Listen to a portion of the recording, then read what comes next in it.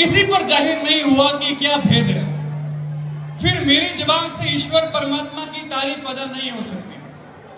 और उसी परमेश्वर की रचना को एक समय आया था जब खंडित किया जा रहा था, तब आप ही के समाज के महापुरुष महादेव श्री श्री शनिश्चर जी देव ने, शनिश्चर जी महाराज ने इस संसार को उस भयंकर त्रासदी से बचाया। और इसीलिए आज मैं आपको उनकी कुछ जानकारी साझा करना चाहता हूं। आप सभी ने मुझे मौका दिया, सम्मानित मंच, अध्यक्ष महोदय, समाज के सभी महानुभाव, बंधु, माता बहनें, सभी को मेरा वंदन।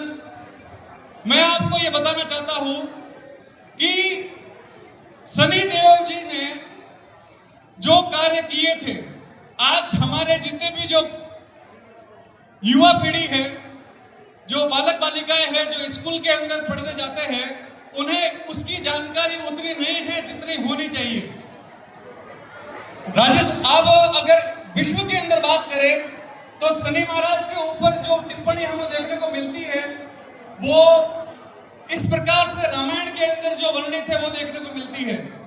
संसार में लगभग 112 रामायणें चलती है और अभी हाल ही के अंदर कंबोडिया विश्वविद्यालय में जो रामायण 112 है उनके ऊपर जब पीएचडी जब शोध की गई तो मालूम चला कि शनि महाराज ने जब इस संसार में रावण के अंदर, रावण जब इंद्रजाल चलाता था, उस इंद्रजाल के बारे में जानकारी जो है वो शनि महाराज ने संसार को बताई थी कि रावण जो है वो संसार के नाम का पाप करवा रहा है। और शनि महाराज पहले ऐसे महादेव महापुरुष थे जिन्होंने बताया कि जमीन जो है वो जिंदा जीव है।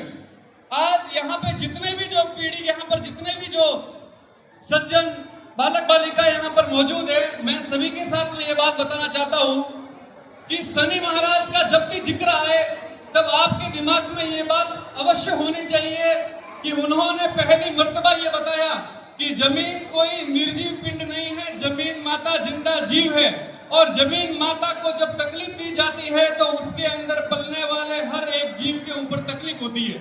और अगर जमीन सही रहेगी तो हम सब सही रहेंगे। और वो सारी बातें जो है वो शनि महाराज ने जब संसार को बताई तो संसार ने ये बात महसूस की कि वाकई के अंदर, जमीन के अंदर ये समस्याएं उत्पन्न हो रही है। समस्याएं कहां से आ रही है? जब संसार ने इस बारे में जो है वो चर्चा जाहिर करना चालू की तब मालूम चला कि रावण जो है वो लंका के अंदर इंद्रजाल के नाम का पाप करवाता है और अगर वो पाप करना बंद नहीं किया तो आने वाले समय के अंदर संसार जो है वो मर जाएगा। रामचंद्र जी महाराज उसी वक्त जो है वो जब सीता जी का अपहरण हो गया था तो रामचंद्र जी महाराज उसकी खोज में थे और शनि महाराज ने रामचंद्र जी महाराज को वाकिफ किया कि आप जो जिसकी खोज में हो वही रावण है जिसने संसार के नाम का इंद्रजाल चलाया है। और ये इंद्रजाल जो है वो उसी वजह से आपको भी ग्रहण डाल करके, आपके भी ग्रह गोते खड़े करके और आपको वनवास दिला दिया था। तो रामचंद्र जी महाराज ने भारी फौज बनाई और फौज बना करके और फिर रावण के ऊपर चढ़ाई की। सबसे इंपॉर्टेंट रोल जो यहाँ पर देखने को मिलता है वो शनि महाराज का देखने को मिलता है। लेकिन आप इसका जिक्र किसी भी रामायण के एपिसोड के अंदर नहीं देखते हो। यह आपकी महती जिम्मेदारी है, आप इस समाज के हो और आपको वंदन है कि आपके अंदर महाराज शनि महाराज की रोशनी मौजूद है। तो आपका ये दायित्व होना चाहिए कि शनि महाराज की जो जानकारी है, सही जानकारी, वो आप लोगों को बताएं कि शनि महाराज ही पहले ऐसे शख्स थे जिन्होंने जमीन आसमान की रचना के बारे में जानकारी प्रदान की थी। उन्होंने बताया था कि अगर संसार के अंदर किसी भी प्रकार का खराबा होता है तो उसका सीधा प्रभाव जो है वो लोगों पर पड़ता है और उसी बदौलत आज हम उनको याद करते हैं। और ये जो जानकारी उन्होंने बताई तो रावण जो है वो कैसे ये बातें फैलाता था, उस वक्त भी लोग जो है वो जमीन की पहचान को भूल गए थे और लोग जो है वो कुदरत की बातें समझते थे कि जैसे जमीन में जब भूकंप आता है या जमीन के अंदर किसी प्रकार की महामारी आती है या लोग कच्ची उम्र में मरते हैं, औरतें बेऔलाद रहती है और जब दादा के कंधे के ऊपर जब पोता जाता है शमशान घाट पर तो ये कुदरत नहीं है। ये शनि महाराज ने बताया था कि ये कुदरत नहीं है, कुदरत जो है वो पैदाइश करने वाली है। कुदरत कभी भी किसी को कच्ची उम्र में नहीं मारती है। और जब लोगों ने पड़ताल की तो मालूम चला कि बिल्कुल कुदरत जो है उसको बांधा गया है।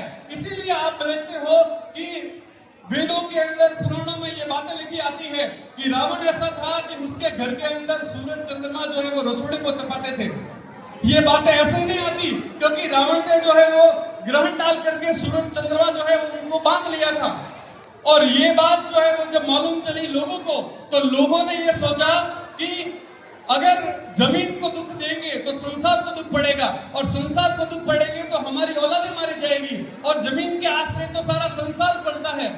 और आज स्थिति देख लीजिए, आज भी यही स्थिति हो रही है। आज हम कुदरत से दूर जा रहे हैं, इसीलिए हमारे ऊपर जो है वो इस प्रकार की त्रासदी आ रही है।